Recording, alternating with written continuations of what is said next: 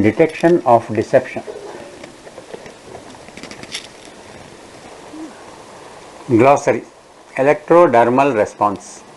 Changes in the electrical properties of the skin in response to external stimuli. Peripheral blood flow. The volume of the blood measured in a peripheral organ such as a finger. Plethysmograph. An instrument for detection and recording variations in the volume of the blood passing through a limb or a finger. Relative blood pressure. Changes in the force exerted by the blood on the walls of the arteries. Skin conductance. Changes in the current that passes through two electrodes attached to the surface of the skin when voltage is held constant. Skin resistance. Voltage variation between two electrodes attached to the surface of the skin when the current that passes through the electrodes is held constant. Introduction. Lying in humans is a commonplace and relevant to many areas in life. A successful deception may provide the deceiver with obvious advantages, while unmasking a lie may generate social and economic benefits to the lie catcher.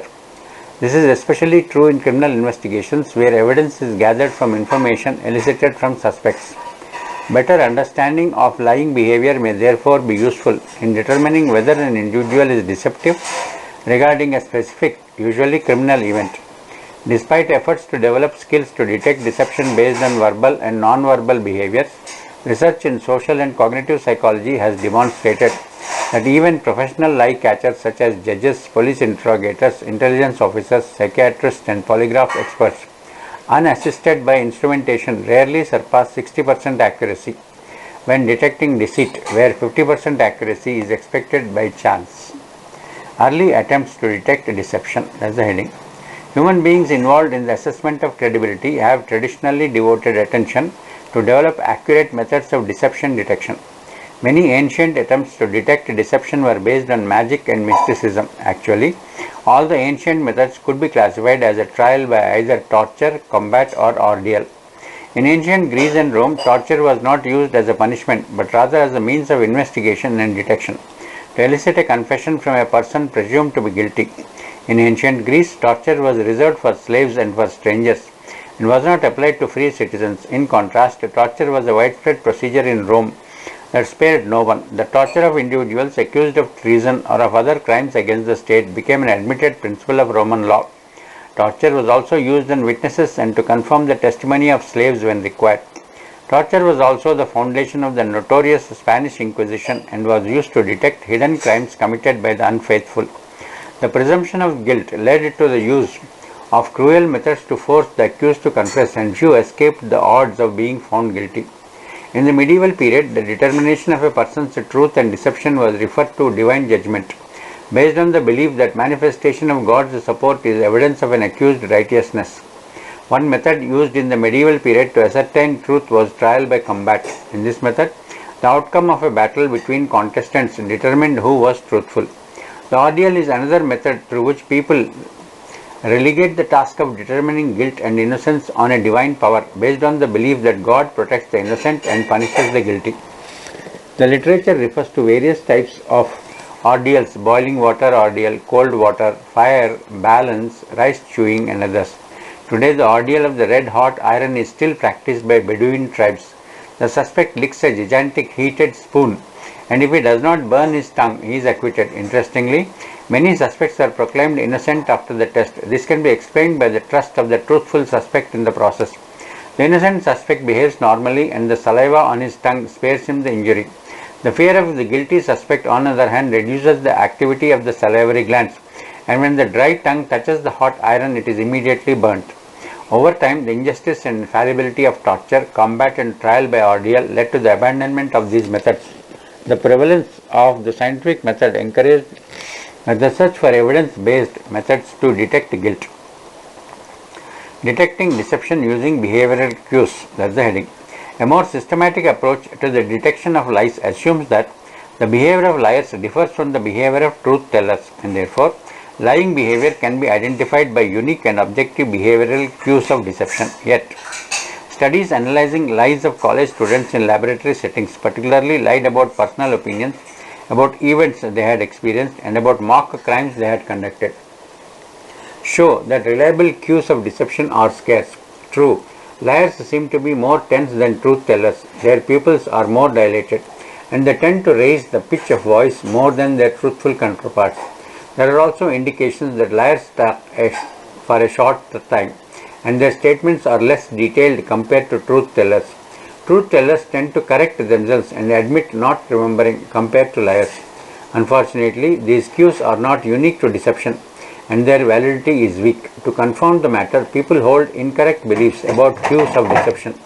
Incorrect cues such as gaze aversion, an increase in speech disturbance, that is hesitation, more frequent pauses, and an increase in smiling and movements of the trunk, hand, finger, leg, foot, further affect lie detection accuracy.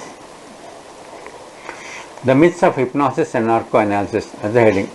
The search for methods to detect deception also gave rise to two myths concerning the potential contribution of hypnosis and narcoanalysis. There are two major views on hypnosis. One believes that hypnosis represents a special form of consciousness which permits access to hidden parts of the mind. The other major view explains hypnosis by social psychological mechanisms and suggests that the hypnotized individual is affected by the social situation. Both views agree that hypnosis has no truth-telling compelling capacity. The person under hypnosis retains control and is able to judge events and therefore can lie. Another myth involves the truth serum testing. Narcoanalysis was first used in psychiatric proceedings to facilitate communication which emotionally disturbed the patients. Drugs such as sodium amytal and sodium pentothal induced relaxation, ease, confidence, and a marked verbal release. It seemed as if the patient under the influence of the drug did not stop talking. The relief from inhibitions and reduced self-censorship of speech triggered the idea that the administration of these drugs would reveal an individual's hidden truth. However, it soon turned out that the guilt-ridden people confessed under narcoanalysis to offenses they had imagined but had not committed, and others denied crimes despite objective signs indicated they were guilty. Integrity tests as a heading. Paper and pencil tests and more recently computerized tests were developed for use in pre-employment screening and other selection purposes to predict employee theft and other counterproductive behavior in the workplace. Some are overt integrity tests that ask applicants about their attitude towards theft and other dishonest activities and about their own involvement in such behavior. Other tests disguise their aims and pose questions on dependability, conscientiousness, social conformity, trouble with authority, and hostility. Integrity tests assume that honest people will be honest in all situations and dishonest people are consistent in showing dishonest behavior. Integrity tests remain controversial for several reasons, including their effectiveness and the consequences of their use. The validity of these tests has been questioned. The tests are designed to measure honesty, but it is argued that there is no such trait as honesty. The US Office of Technology Assessment reviewed the research on integrity tests and concluded that there is no scientific support for the claim that integrity tests can predict dishonest behavior. The report asserts that integrity tests are biased against applicants and produce a high rate of false positive errors, classifying an honest applicant as being dishonest. As a result, such misclassified applicants will suffer from a stigma and probably will be denied employment. Integrity tests have been further criticized for being vulnerable to faking, coaching, and retaking. In contrast, the American Psychological Association has expressed a more favorable view on integrity tests. In their report, they suggested that properly documented integrity tests can predict a number of dishonest behaviors, and the validity of these tests is comparable to many other tests used in pre-employment selection. Although findings are inconclusive, the critical approach to integrity tests currently prevails. More experience and research are necessary to support a definite conclusion about the validity and application of integrity tests. Detecting deception from verbal content. That is the heading. Other methods developed to detect deception are based on the analysis of verbal content. An analysis is performed of the transcripts of suspect statements containing detailed descriptions of what they did or what they saw. These methods assume that untruthful statements differ from false ones in both content and quality. Several content analysis methods have been developed. Statement analysis. That's the heading. One method which was developed for assessment of child witness in sexual abuse cases is known as Statement Validity Analysis (SVA). It is available in NFSU. The SVA consists of two components. One, a criteria-based content analysis (CBCA) that uses 19 criteria to identify qualitative and quantitative differences between truthful and untruthful reports. And second, examination of other evidence in the case. It is believed, for example, that a detailed report containing an exact description of the place, a vivid description of people, and a step-by-step description of the events suggests that the statement reflects the truth. Research conducted to validate the SVA yielded positive results for 3 CBCA criteria. It was found that deceptive accounts contained fewer details and were rated as being less coherent than the truthful reports. Dishonest suspects were also less likely than honest suspects to admit not remembering aspects of the event under consideration. Next heading, reality monitoring. Reality monitoring refers to the ability to distinguish real experience from the imagined events. It was suggested that memories of real events tend to contain more perceptual information, details concerning senses, and contextual information, spatial and temporal details, than false memories that contain more cognitive phases than true memories.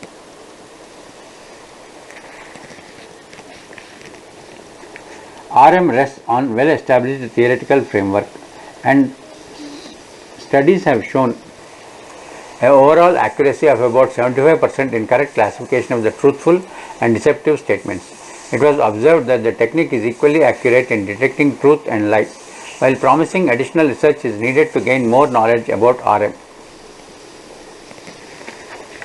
RM is reality monitoring. Next, scientific content analysis heading. Another method through which deception may be detected is the scientific content analysis (SCAN) technique. SCAN assumes that deceptive suspects will use more deviations in pronouns usage, such as replacing I with you, and will present long introductions or omit an introduction altogether. Deceivers will also use many unnecessary connectors, such as after I left and then. The SCAN appears to have intuitive merit, but no scientific evidence exists on its validity so far. Next, lexical diversity, that's another heading.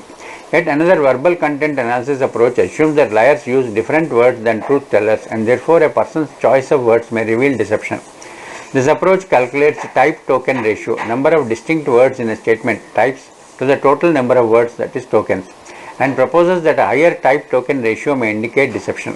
This is explained by the cautious approach of deceptive suspects in their words to conceal self-incriminating information. They phrase their statements at a higher level of lexical diversity. Further research is required to support the validity of this method. Next heading, psychophysiological detection of deception, the polygraph heading. When we speak about the detection of deception, the first thing that comes to mind is the polygraph. The polygraph is a device that continuously measures and records physiological responses like respiration, sweating, and relative blood pressure from an examinee who answers a series of questions. Changes in respiration are obtained from 2 pneumatic rubber tubes positioned around the thoracic area and abdomen. Hand sweating or skin resistance responses are obtained from 2 stainless steel electrodes attached to the volar side of the index and 4th fingers of the examinee's hand. A small current is passed through the electrodes, and the voltage between the electrodes that varies with skin resistance is computed. In experimental settings, skin conductance is preferred over skin resistance. Here, the voltage is held constant and variations in the current flow are computed. Blood pressure is obtained from an inflated pressure cuff positioned around the upper portion of the examinee's contralateral arm. A measure that is used less frequently is peripheral blood flow obtained from a photoelectric plethysmograph placed on the examinee's finger.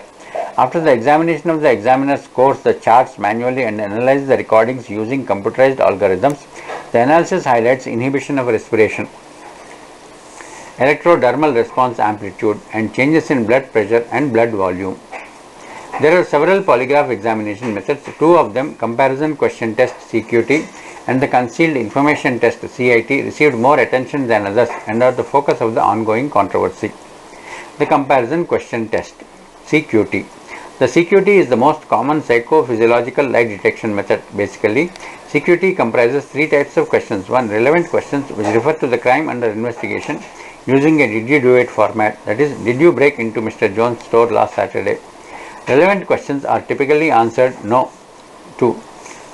Second is comparison questions, which refer to undesirable acts in the past pertaining to events that are similar to the crime under investigation, but posed in a more generalized form, that is, between the ages of 12 and 16. Did you ever take something valuable without permission from your family members or others? Comparison questions are formulated with the intention that the examinee retains some degree of self-doubt about the veracity of his no answer. Third, irrelevant questions, which focus on completely neutral issues to which the affirmative answer is a known truth, that is, are you sitting on a chair? Irrelevant questions are intended to absorb the examinee's initial orienting response evoked by an opening question and to allow rest periods between more emotionally charged questions. Typically, the entire question series is repeated 3 or 4 times. The inference rule underlying the CQT is based on a comparison of the examinee's responses to the relevant and comparison questions. Deceptive individuals are expected to show more pronounced responses to relevant questions, whereas truthful individuals are expected to show greater response to the comparison questions. The CQT is convenient to use. Actually, all that is needed is a suspect who denies involvement in a crime and is willing to take the test. Practitioners love to use the CQT mainly because it allows them to best express their lie detection skills. The CQT is also highly controversial. The controversy revolves around the plausibility of its underlying rationale, potential contamination by background information, and other concerns related to countermeasures, privacy, standardization, and validity. In terms of validity, for example, CQT has shown a tendency towards false positive errors, classifying innocent suspects as being deceptive, which poses a problem in the legal system where false positives are considered more grave than false negatives, that is, classifying guilty as truthful. Estimates of overall CQT validity vary, which makes it impossible to provide exact effectiveness statistics. All it can be said is that the CQT has some discriminative value. Despite the heated controversy regarding its validity and theoretical foundations, CQT is preferred method in most of the world. Currently, about 6 dozen countries use CQT for deception detection. In US, where psychophysiological detection of deception was first introduced, CQT remains the main method of choice. The Concealed Information Test, CIT, as the heading. The CIT, which was formerly known as the Guilty Knowledge Test, is less controversial than CQT. It has been adopted by field practitioners only in Japan and India. The CIT utilizes a series of multiple choice questions, either having one critical alternative, example, feature of crime under investigation, and several neutral, that is, control alternatives, chosen so that an innocent suspect would not be able to discriminate them from the critical alternative. In the CIT, inferences are made by comparing the responses elicited by the critical item with the responses to irrelevant items. Concealment of crime-related information is inferred only if the examinee consistently provides a greater response to the critical item. This method provides adequate control against false positive outcomes. It is possible to reduce the likelihood that an innocent examinee might show consistently greater responsiveness to the correct alternative by chance by adding irrelevant items and by utilizing a greater number of CIT questions. A meta-analysis conducted on laboratory studies indicates that CIT is a highly valid method for distinguishing guilty from innocent participants under nearly optimal conditions, that is, using a mock crime procedure, motivational instruction, deceptive verbal response to critical items, and at least 5 CIT questions. The CIT generated an unusually high average effect size, D is equal to 3.12. However, the real-life criminal investigation conditions typically differ drastically from experimental conditions and are more often less than optimal. 2 field studies were developed to examine the accuracy of CIT in actual field practice. Using electrodermal responses as the sole index of concealment, a very high correct detection rate for innocent suspects was observed. However, a considerably lower correct detection rate for guilty suspects was reported. Results were explained by the inability of police interrogators to be sure that the guilty suspect noticed all critical details of the crime and remembered them at the time of the test.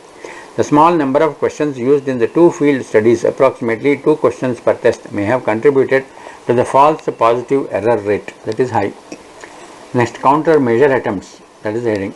An important issue related to polygraph testing in general and to CQT and CIT in particular concerns the vulnerability of the test to attempts made by the guilty suspects to distort their physiological responses. 2 major types of specific countermeasures are employed by guilty suspects that seek to manipulate polygraph outcomes: physical activities such as muscular movement, self-induced pain or controlled respiration, and mental activities such as focusing on relaxing or exciting thoughts.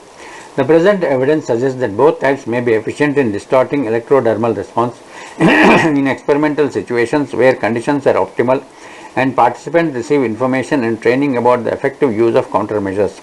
In real-life conditions, however, where the test is administered immediately after the interrogation, suspect does not have sufficient time to prepare and the countermeasures may not be effective. Furthermore, respiration and blood volume measures are more resistant to the effect of specific countermeasures.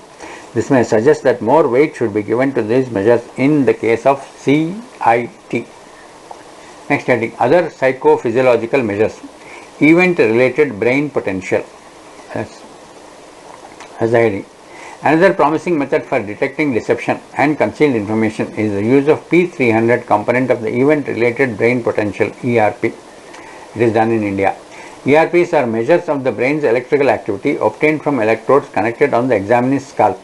The P300 component of the ERP refers to a positive change in voltage of the peak that emerges at about 300 ms, that is milliseconds, after presentation of a stimulus.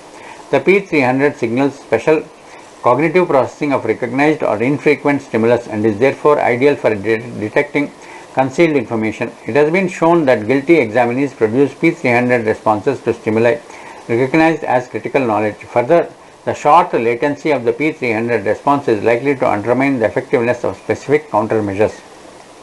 Functional magnetic resonance imaging, as another heading, functional magnetic resonance imaging fMRI. In the last decade, neuroimaging techniques have been developed to detect deception. One such method is the functional magnetic resonance imaging fMRI. Using this method, the analyst determines the precise anatomical location of the brain activation when the examinee is lying and when he is telling the truth. In fMRI studies, the examinee is instructed to lie to all questions and then to tell the truth to all the questions. The brain activity obtained in truthful and deceptive conditions are compared, and the brain regions critically involved in deception can be derived. The method is promising, but it is not sufficiently mature for application in actual deception detection situation. One reason is that the brain regions that are active while lying vary across studies, and findings have not been replicated even with studies that use similar experimental procedures. Generally, the prefrontal cortex is more active when the individual is deceptive or conceals information than when truthful responses are given, but additional research is needed to provide a reliable and a valid fMRI test for detecting deception. Unobtrusive detection of deception, that is the heading. Methods for detecting deception of people who are entirely unaware of the interrogation may be very appealing. With such methods, there is no need to hook the suspect to a machine. Information may be gathered remotely. The use of covert methods may, however, raise ethical and legal concerns, including privacy and pre-examination consent, which is currently required of polygraph examinees. The following are several covert methods for detecting deception and concealed information. Covert respiration measures in polygraph testing, that is the heading. Recent covert deception detection methods include two respiration measures using respiratory effort transducers hidden in the seat and in the back support of a polygraph examination chair. The transducers record changes in the pressure that inhaling and exhaling puts on the seat and back support. Without the awareness of the suspect, under experimental conditions, the two covert measures were effective in detecting concealed information. It was suggested that such measures may be useful in reducing anxiety and combating countermeasures. Analysis of voice stress analysis, that is the heading. Several devices have been invented to detect emotional stress in the voice. The mechanical PSE, psychological stress evaluator, and its more recent computerized version have received more attention than others as tools for lie detection. The PSE purports to detect changes in the infrasonic frequency modulation that varies between 5 and 20 Hz. These modulations are controlled by the central nervous system and disappear during stress. The theoretical basis of the PSE has, however, been criticized as invalid, and experimental studies have failed to establish its validity. The use of voice stress analyzer was brought before the National Research Council, which was preparing a report on polygraph and lie detection. The council concluded that computer-based voice stress analyzers or similar voice measurement instruments had no scientific basis. Nonetheless, interest in the voice as a potential channel for detection of deception remains, and new computerized voice analysis devices are introduced from time to time. The layered voice analysis (LVA) is such a recent method. The LVA uses a computer program to analyze errors in the voice that are not audible to human ears. Research has not supported the validity of LVA. Thermal imaging, that's the heading. Another potential method for unobtrusive detection of deception is the thermal imaging or thermography, which is based on facial temperature changes related to blood circulation. Recent experimental results suggest that the thermal image analysis may effectively discriminate between guilty and innocent individuals during the CIT. However, there is no sufficient scientific evidence to support the use of facial thermography in detecting deception. It seems that much additional research is needed to determine the facial thermography value in unobtrusive detection of deception. Summary and conclusion, that is the heading. Detecting deception has come a long way from early attempts based on divine intervention to recent computerized psychophysiological methods, yet The search for more accurate procedures and more refined indices continue because the available methods are less than optimal. Most contemporary efforts to detect deception and reveal concealment of information are based on polygraph testing. CQT is the most popular method employed in the field mainly due to availability and ease of operation. It is also popular because it allows more discretion to operators and permits them to express their expertise.